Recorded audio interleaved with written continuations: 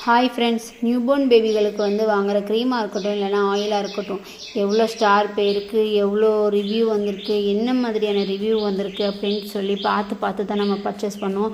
ஆனால் அது கூட சில சமயங்கள் நம்ம குழந்தைங்களுக்கு ஒத்துக்காமல் அலர்ஜிஸ் வந்துடும். டாக்டர்ஸ் கொடுக்கறது கூட அலர்ஜிஸ் வந்துடும்.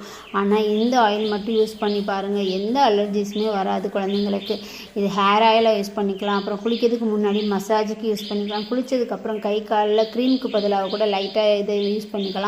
அப்புறம் டைப்பர் யூஸ் பண்ணுறதுக்கு முன்னாடியும் சரி, அப்புறம் பின்னாடியும் சரி இதை யூஸ் பண்ணிக்கலாம். இதுக்கு எதுவுமே தேவையில்லை. 1 டம்ளர் பசும்பால் எடுத்திங்கன்னா அதே அளவு தேங்காய் எண்ணெய் சேர்த்து லோவாகவும் ஹை ஃப்ளேம்லேயும் வச்சு மாற்றி கிளறி விட்டுக்கிட்டே இருந்தீங்கன்னா எண்ணெய் தனியாக பால் தனியாக பிரிஞ்சு வந்துடும்.